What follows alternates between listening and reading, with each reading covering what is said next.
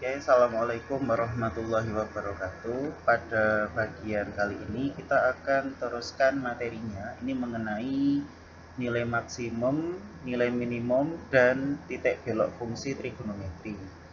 Nah, ini kita bahas dulu ya mengenai uji turunan pertama. Nah, ini ada titik X sama dengan A adalah titik stasioner ya. Nah, titik stasioner kemarin definisinya bagaimana? Jadi definisi dari titik stasioner itu adalah titik yang menyebabkan turunan pertama dari fungsi f(x) itu adalah bernilai 0. Ini kalau dilihat dari definisi kemarin, nah ini merupakan titik yang menyebabkan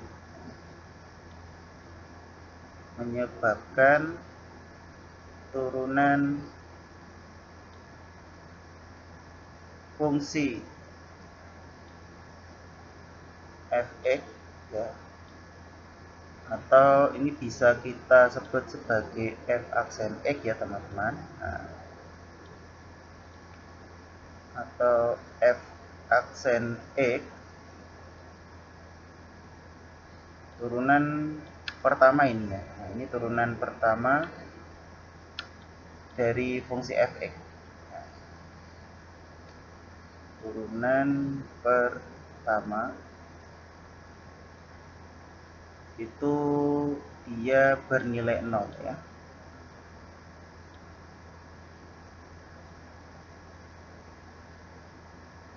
Nah, itu adalah definisi dari titik stasioner. Nah, atau di sini kalau misalkan X sama dengan A, maka bisa dituliskan F aksen A ini sama dengan 0 ya. Ini menurut definisi dari titik stasioner. Nah, coba sekarang teman-teman perhatikan. Nah, ini di keterangan yang pertama ya. Di sini kan ada suatu grafik atau suatu kurva ya. Di mana kalau yang bagian pertama ini kan cenderung arahnya adalah naik. Dan di sini untuk turunan pertamanya itu adalah lebih dari 0. Ini arahnya adalah naik. Terus kemudian setelah itu dia berada di bagian puncak sini. Nah, di bagian puncak sini dia itu berada pada posisi tidak naik dan tidak turun. Kemudian dari gambar ini dilanjutkan lagi. Nah, ini arahnya adalah turun.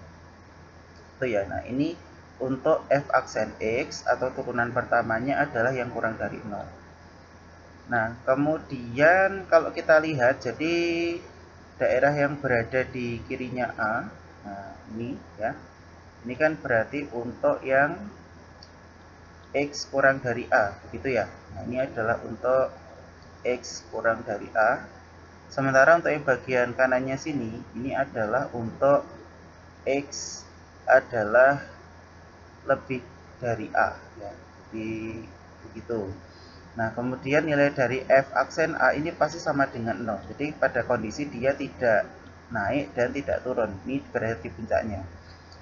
Nah, maka dikatakan ya, jadi dia nanti akan membentuk suatu titik, yaitu adalah A, FA. Nah, titik itu dinyatakan dengan X, Y. Nah, jadi di sini FA itu adalah hasil substitusi X sama dengan A ke dalam rumus fungsinya. Jadi menghasilkan suatu titik. Nah, titik itu dinamakan titik balik maksimum. Nah, namanya titik balik maksimum ya. Dan titiknya adalah A, FA. Karena pasti nanti diketahui titiknya. Jadi kayak X sama dengan berapa gitu, misalkan dimasukkan ke dalam rumusnya fx, nah itu nanti menghasilkan A, FA. Atau di sini kalau titik itu kan selalu dalam bentuk X, Y gitu ya. Nah, kemudian ini untuk nilai dari FA-nya sendiri disebut nilai maksimum dari fx itu ya. Nah, sementara itu kalau kita lihat pada bagian yang kedua, nah di sini kan beda di bagian yang pertama tadi. Nah, ini untuk X kurang dari A. Nah, di bagian sini X kurang dari A. Nah, ini kan cenderung gambarnya adalah turun ya dari sini. Nah, ini arahnya adalah turun. Kemudian ini sampai pada titik puncak ya, di mana X sama dengan A, maka turunan pertamanya ini sama dengan 0. Kemudian dari sini naik lagi untuk yang X lebih dari A ya. Nah, Itu bagian sini X lebih dari A. Nah, maka kalau gambarnya seperti ini, nah ini dikatakan apa ini teman-teman? Dikatakan ya, titik A, FA itu disebut titik balik minimum ya. Nah, ini sudah terlihat jelas dari gambar ya. Nah, dimana ini gambarnya kan kalau yang tadi itu membuka ke atas, yang ini membuka ke bawah ya. Maka ini dikatakan titik balik minimum. Ya, yang tadi yang A, FA-nya tadi. Nah, kemudian nilai dari FA itu merupakan nilai minimum dari fungsi f. Seperti itu ya. Kemudian kita analisa lagi pada keterangan yang ketiga. Di sini ada f aksen x adalah kurang dari 0. Nah, ini justru arahnya adalah turun. Kemudian dia berada pada posisi tidak naik dan tidak turun. Nah, ini turunan pertamanya adalah sama dengan 0 ya. Kalau kita substitusikan f aksen A, di sini A disubstitusikan ke dalam f aksen x sehingga menghasilkan f aksen A sama dengan 0. Terus kemudian, nah ini untuk X lebih dari A. Nah, kalau yang di bagian sini tadi, nah ini adalah untuk daerah yang X kurang dari A. Kalau yang berada di sini berarti adalah X lebih dari A. Ini ternyata turun ya. Nah, kalau kondisinya seperti ini, maka titik yang dibentuk tadi atau titik A, FA itu disebut titik belok. Ya, sekarang kita lihat lagi pada gambar yang keempat misalnya. Nah, di sini kan untuk X kurang dari A itu kan arahnya naik ya. Nah, ini X kurang dari A, terus kemudian yang bagian sini adalah X lebih dari A. Nah, ini ternyata arahnya naik gitu ya. Nah, maka titik yang di situ ini dinamakan sebagai titik belok juga. Tapi kalau yang gambar 3 ini titik belok turun, kalau yang gambar 4 ini adalah titik belok. Jadi seperti itu ya teman-teman. Semoga bisa dipahami. Oke, kita next. Terus kemudian kita juga bisa menentukan uji turunan kedua ya. Ini untuk menentukan titik balik maksimum atau minimumnya, atau mungkin menentukan titik belok dan lain-lainnya. Ini kita bisa menggunakan uji turunan kedua. Nah, misalnya di sini ada titik X sama dengan A adalah titik stasioner Fx, sehingga F aksen A ini sama dengan 0. Nah, kemungkinan pertamanya, jika F double aksen A ini kurang dari 0, maka titik A, FA itu disebut titik balik maksimum. Ya, justru kalau misalkan dia turunan keduanya ini kurang dari 0, maka titik baliknya adalah titik balik maksimum. Dan nilai dari FA itu disebut nilai maksimum dari FE. Gitu. Jadi malah justru dia itu berlawanan dari uji turunan yang pertama tadi. Kalau yang pertama tadi itu kan kurang dari adalah minimum, lebih dari adalah maksimum. Tapi kalau yang ini tidak. Justru yang kurang dari itu adalah maksimum, yang lebih dari adalah minimum. Ini di keterangan kedua sudah ada ini. Jika F double aksen A itu lebih dari 0, titik A, FA itu disebut titik balik minimum. Ini atau nilai FA disebut nilai minimum FE. Itu ya. Nah, ini keterangan pertama dan kedua ini sudah jelas ya rasa. Kemudian pada keterangan ketiga, jika f aksen X itu adalah kurang dari 0 untuk X kurang dari A dan F double aksen A ini sama dengan 0, maka titik A, FA itu disebut titik belok turun. Mungkin ilustrasinya sama seperti yang di gambar tadi ya. Terus kemudian F aksen X lebih dari 0 untuk X kurang dari A dan F double aksen A kurang dari E sama dengan 0, maka titik A, FA itu disebut titik belok. Ilustrasinya sama seperti yang pada slide sebelumnya tadi. Nah, kemudian sekarang kita akan coba membahas mengenai nilai maksimum dan nilai minimum.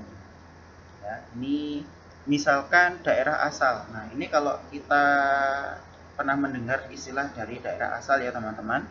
Ini saya ingatkan lagi, sebenarnya teman-teman dulu sudah pernah belajar di SMP itu ya.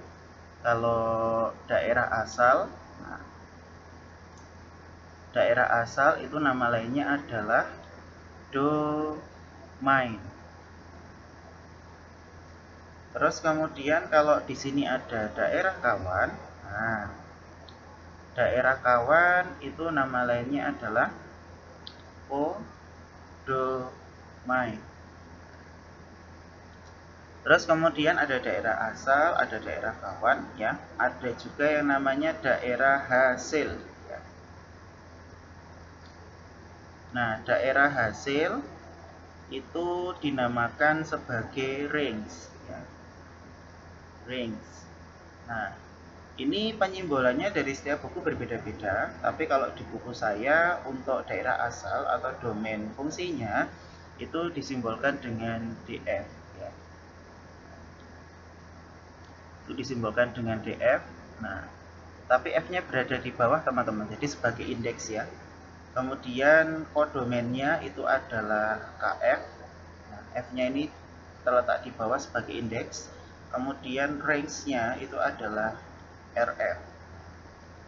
Jadi setiap buku beda-beda ya. Nah, kemudian misalkan daerah asal fungsi f itu dibatasi dengan interval a, b. Tapi di sini intervalnya adalah interval tertutup. Artinya nilai a dan b itu masuk ke dalam intervalnya, gitu ya. Kalau digambarkan seperti tadi, ya, tadi gimana gambarnya? Ini misalnya saya gambarkan dengan cara lain ya. Misalkan di sini ada nilai dari a, terus kemudian ini karena a dan b itu masuk dalam penyelesaian atau masuk dalam intervalnya, ini kan berarti bulatannya harus yang buntet ya, yang penuh. Misalkan kita punya interval a, b. Nah, seperti ini.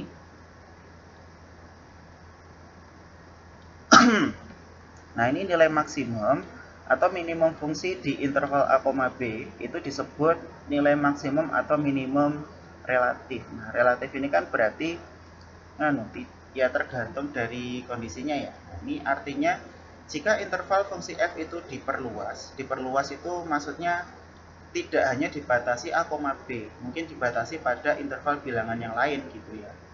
Nah, mungkin saja ada nilai lain yang menyebabkan nilai fungsi f ini menjadi lebih besar atau lebih kecil gitu. Nah, ini misalnya saja ya, ini saya nyatakan a itu misalkan 0 derajat gitu ya teman-teman, dan b nya itu 360 derajat. Nah, ini saya perluas lagi, misalnya di bagian sini adalah saya perluas lagi untuk yang sebelah kirinya adalah negatif 90 derajat, yang sebelah kanannya adalah 450 derajat. Ini kan nanti pasti ada kemungkinan gitu loh, ada nilai lain yang menyebabkan nilai f ini menjadi lebih besar atau mungkin bahkan lebih kecil. Nah, jadi seperti itu maksudnya. Itu ilustrasi gampangnya ya. Nah, ini dalam bahasan ini, jika dikatakan nilai maksimum atau minimum, itu yang dimaksudkan adalah bahwa nilai tersebut itu adalah nilai maksimum relatif atau minimum relatif. Jadi tergantung dari batasan dari interval yang disebutkan pada soal gitu ya. Nah, ini makanya dikatakan maksimum relatif atau minimum relatif. Jadi seperti itu ya teman-teman. Nah, ini nilai maksimum atau minimum fungsi f itu dapat terletak di ujung interval. Nah, ujung interval itu yang mana? Nah, ini misalkan di bagian sini, ini kan ada nilai dari a dan ada nilai dari b. Nah, maka ini dikatakan sebagai ujung interval. Ya, ini pada selang tertutup ya teman-teman, atau interval tertutup. Nah, kemudian nah di sini kan ada juga keterangannya. Nah, atau bisa juga selain di ujung interval juga di titik stasionernya. Jadi titik yang menyebabkan turunan pertama dari fungsi fx atau f aksen x-nya itu bernilai 0 kan gitu. Dan titik singular. Nah, apa definisi dari titik singular itu? Jadi titik singular adalah titik yang menyebabkan fungsi f itu tidak memiliki turunan. Jadi dia tidak punya turunan ya di sini. Jadi di bagian titik singular ini, titik yang menyebabkan turunan fungsi f tidak mempunyai. Jadi seperti itu ya teman-teman. Oke, ini cukup sekian pada part kali ini. Nah, ini semoga bisa dipahami. Jika masih bingung, teman-teman bisa menghubungi saya untuk bertanya. Ini terima kasih teman-teman. Sampai jumpa lagi di part video selanjutnya. Selamat belajar. Wassalamualaikum warahmatullahi wabarakatuh.